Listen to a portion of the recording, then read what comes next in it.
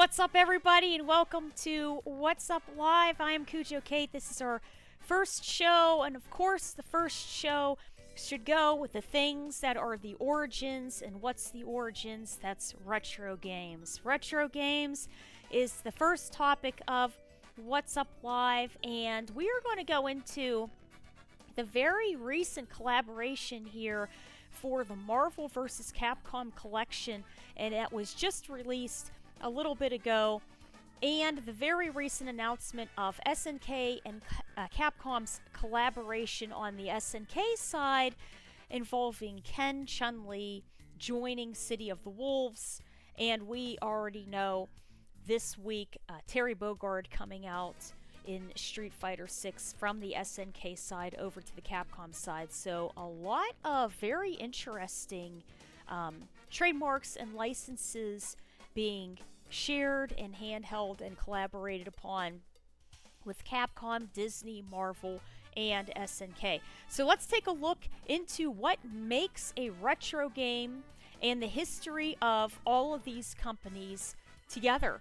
So according to various resources, retro games are considered retro from an era supposedly leading to the 1970s and older than the 1970s to early 2000 time.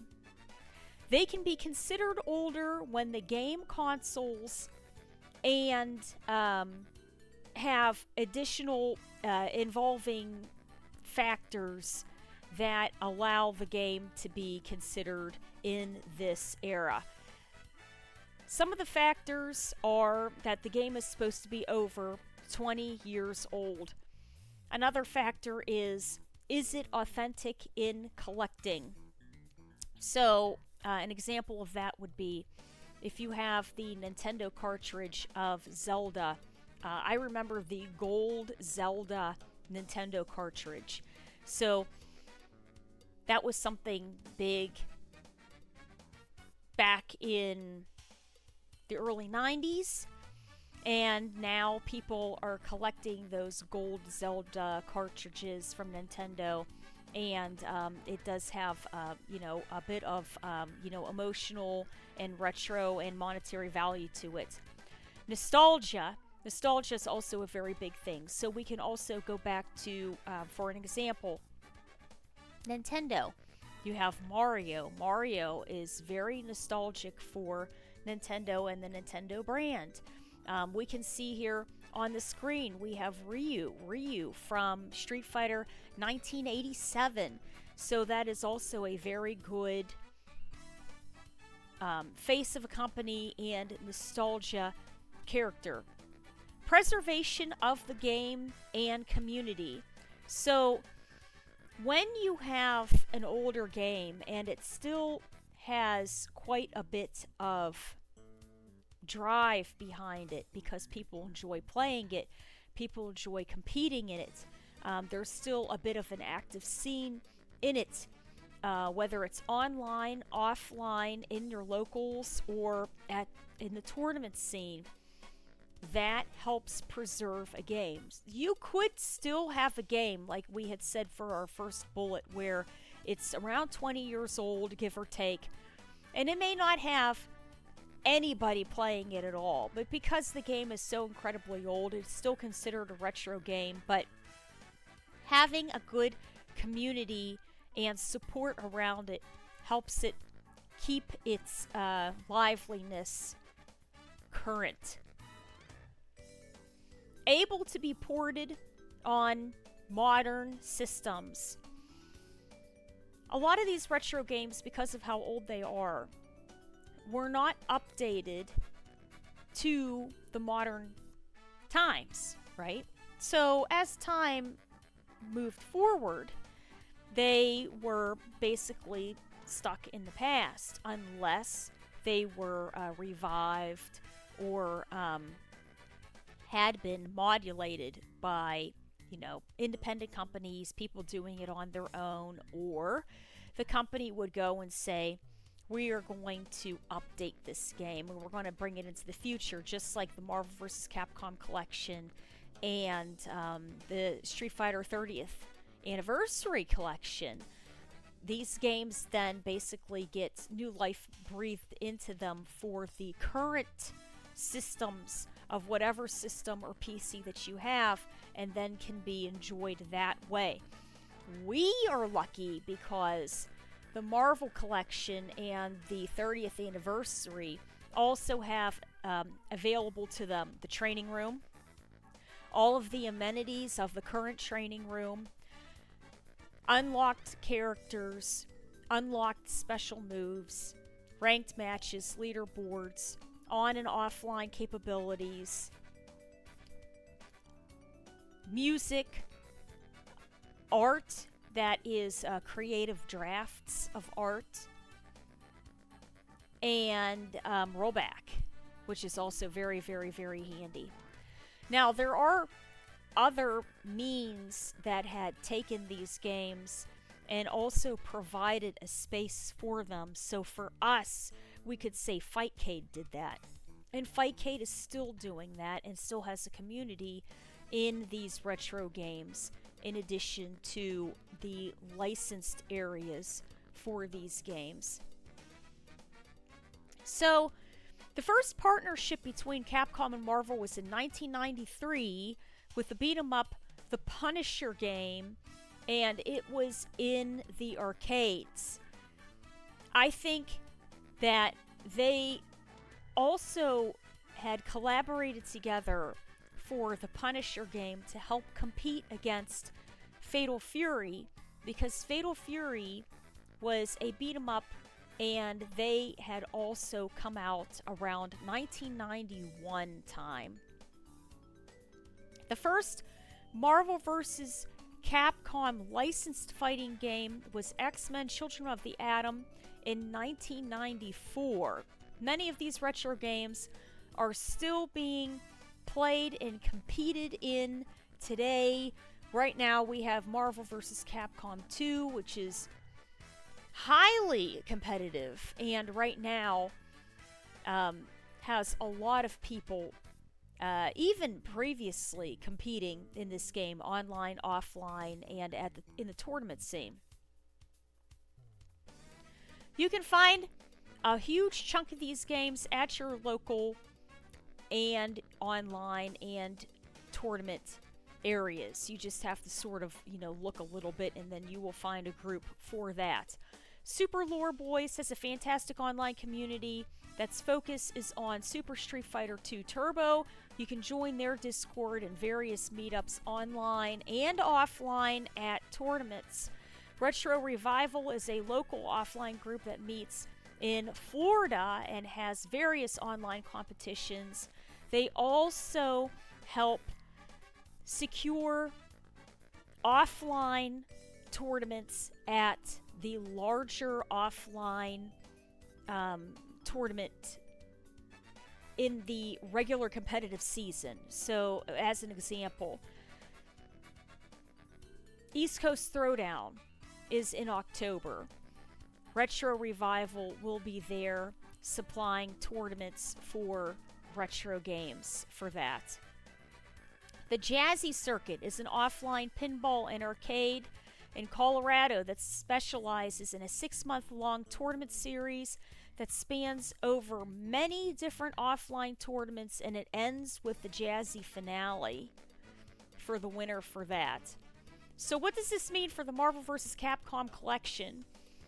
When the Marvel vs. Capcom Collection was announced in June, there was an uprise in the number of people going to their local retro offline groups.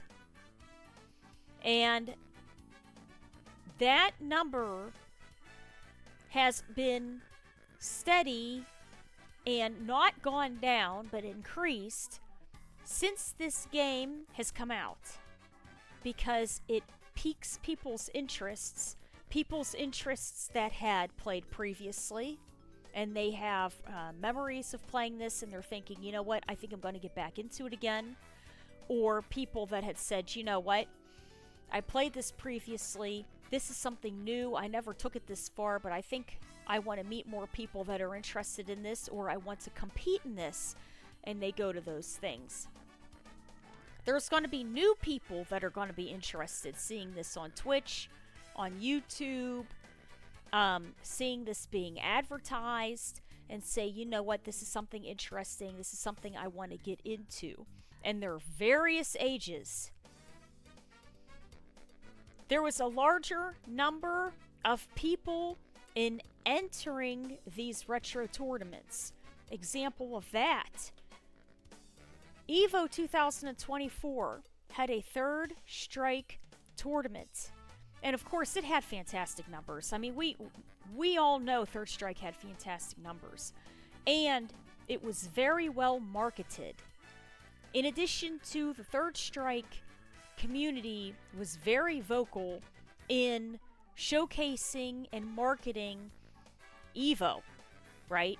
And the fact that it was going to be on the cabs and Paradise, and the people that were also supporting Paradise in through that supplied these fantastic Gator Box cabs so that everybody could have a cab experience when they were competing at Evolution 2024.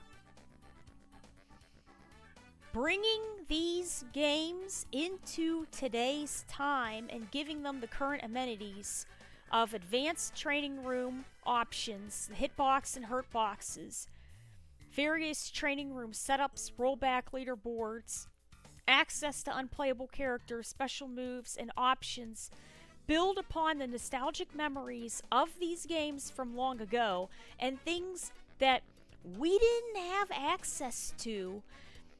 People that did not play these games back then would probably go and experience that and go, wow, this is all you had?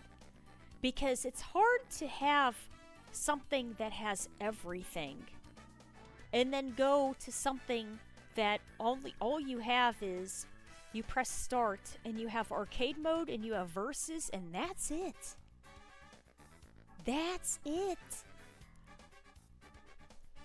That's it. You know, and I grew up with that. And for me personally, just saying, Street Fighter V was released, right? And we had the training room, we had endless battles, we had ranked, and a walkthrough training guide. The story mode and other amenities and things came later. I didn't need all of that. I was happy. I said, you know what? I got my training room. I got the endless battles. I have ranked. I was like, let me tell you a little something. When I used to go to the video store and rent my Super Nintendo, or I would rent my Sega Genesis, and I would rent Street Fighter 2, and I would plug it in after blowing on it a little bit, trying to get all the dust out of there. I'd plug it in and say, okay, what's my options? Versus or arcade mode? That's all you get. So for me, anything else is like the icing on the cake. Seriously. You know? So that's just me. But nowadays, things have advanced. The engines have advanced. We're working with the Unreal Engine. We have access to so much. And it is a blessing. It is a blessing. But if you take it, at the end of the day, if you take it down to what you need, all you need, it depends on what you want. You want to be able to play through the game, you can play through the story mode. You want to play with a friend, you can play versus because they're right beside you. Or you can play the online versus, which is like the endless battles, or the battle hub, and then you can play ranked. And that's it. You know, that in my mind, that's what the core of the game is. The difference between buying something that is officially licensed and going to a modulated source, whatever that modulated source would be, is you have access to all of the additional things that we just talked about. But in addition to that, you also have the rough draft drawings and concept art of how they were going to do everything, and they're included in the game. You have the art of the cabs and everything on the sides. You have the character move sets and everything above and below. You have all of the rollback and amenities of that, and it's very, it's very handy because it's coming straight from the company itself. All of that is basically bringing the idea of the cab remotely to you and trying to put you in that atmosphere. When I was at a tournament over the summertime, I was practicing Street Fighter 6 with a buddy of mine, and it was an area where there were a lot of setups and everything. And behind us were Third Strike setups. And this guy in his 20s went and he sat down, and somebody came up and said that they wanted to play, and he's like, yeah, so they're sitting there and they're playing, and they said, yeah, are you playing? Did you enter anything else? And the guy goes, no. He said, this is my first time here. And they said, well, you didn't enter in anything else. He said, no. He says, I only am interested in Third Strike. He said, this is my first fighting game. I just got into it, and I don't want to play anything else. He only wanted to do Third Strike, and that was it. And I turned around at that point. I turned around and I started looking, and I'm going, wow, who is this guy? I was like, he didn't want to play anything else, but he came here specifically for a retro game. He experienced it somewhere, said, I like the style, it's something that I enjoy, and that's his main focus, is his retro game. So there are people that would say, you know what, this is something that I am interested in, and main stage isn't necessarily the focus for them. It's the retro games at that point. These collections and how they're put together and how they're packaged and how they're marketed can make new people say, this is something that I'm interested in and I want to be a part of it, right? So we're also seeing that obviously enhancing these retro games is a good thing to see overall, right? So it's affecting the online play, the offline play, the locals. It's affecting tournament entries, and increasing the numbers. And it's making things good all around, right? So let's take a look now and see how retro games are motivating and advancing in current games. So then what we're going to do is we're going to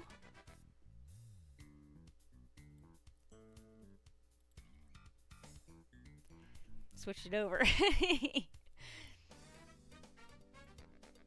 Okay.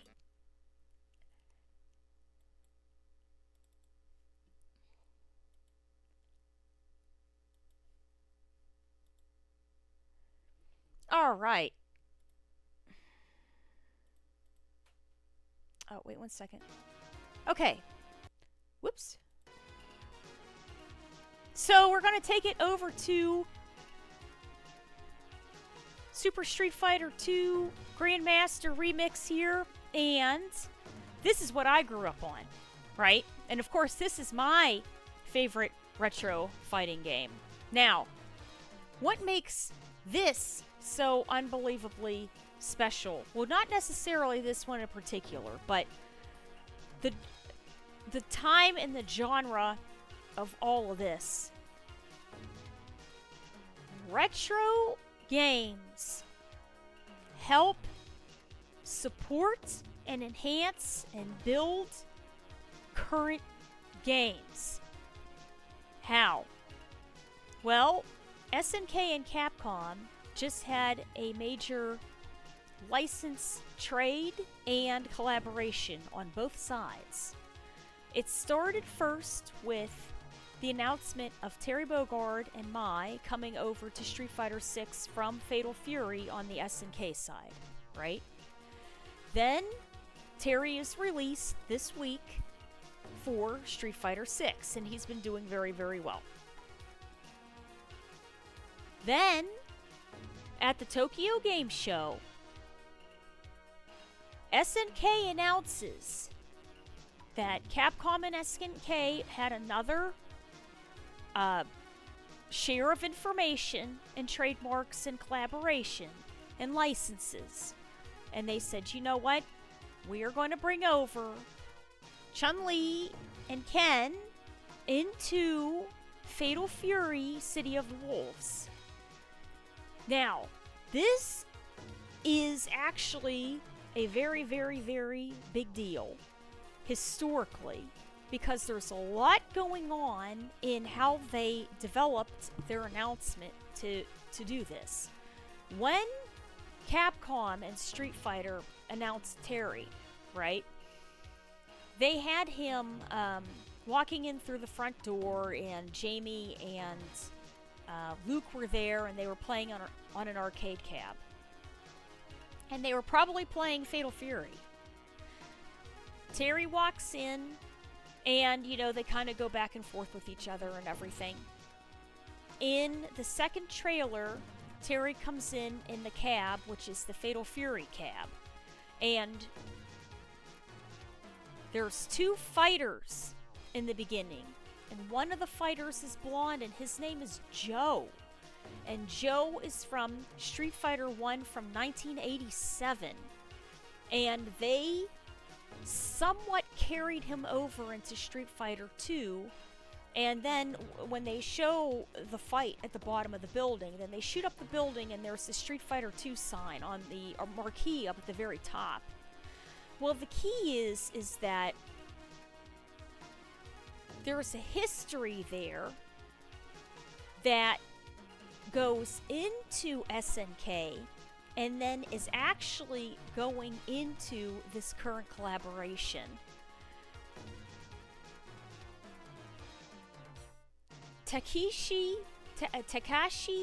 Nishiyama, and Hiroshi Matsumoto worked on Street Fighter, the first game, right? And they were in Capcom, and all had produced together the first Street Fighter. And in the first Street Fighter was Ken and Ryu. A bunch of other characters, including Joe. As development was starting for Street Fighter 2, there was an emphasis on Ryu being the protagonist.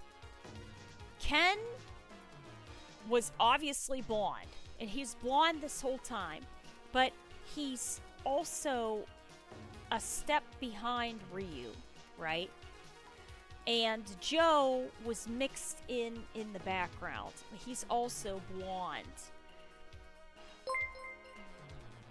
Oh, thank you so much. Thank you so much. I appreciate that. So, as Street Fighter 2 is progressing, Takashi, Nishiyama, and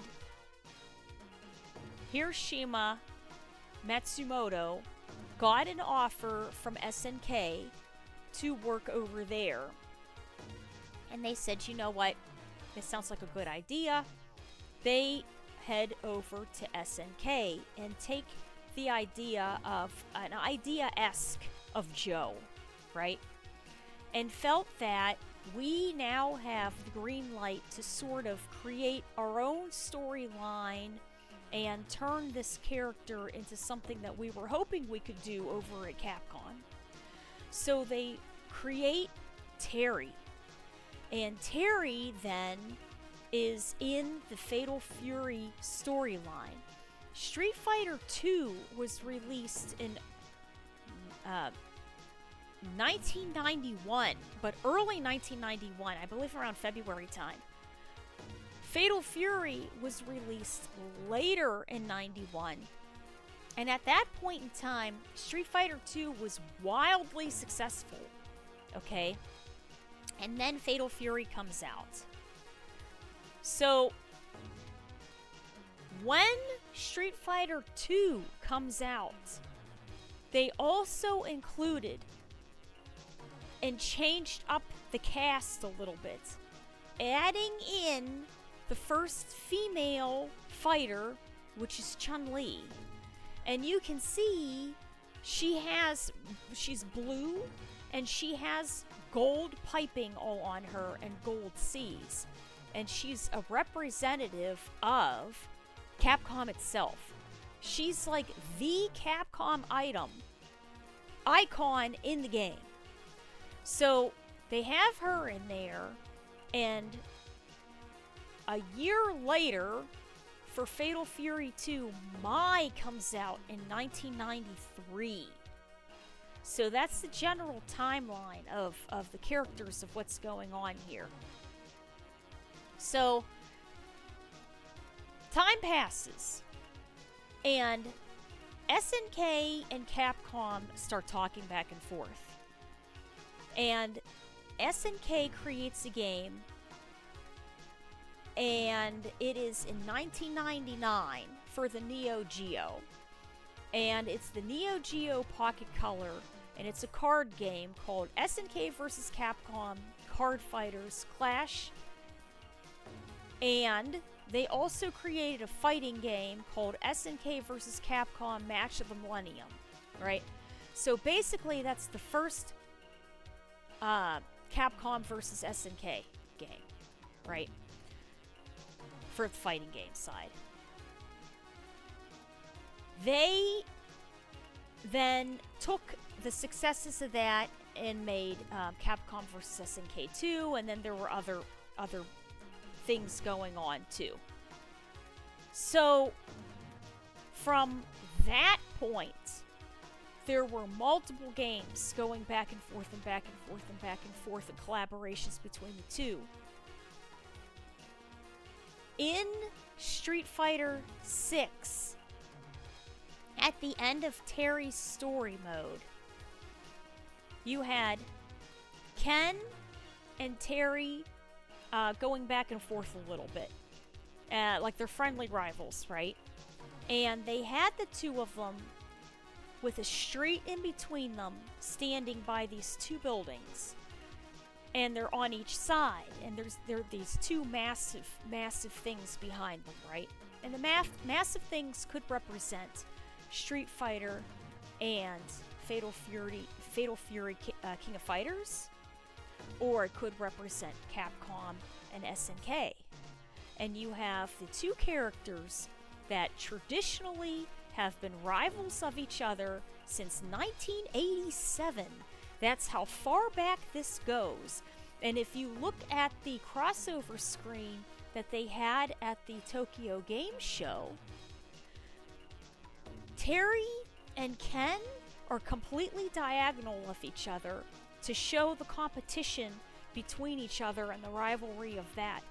Now, they have Mai and Chun Li diagonal of each other too to show the competition of that, but it's more because they're the first fighting ladies of their series.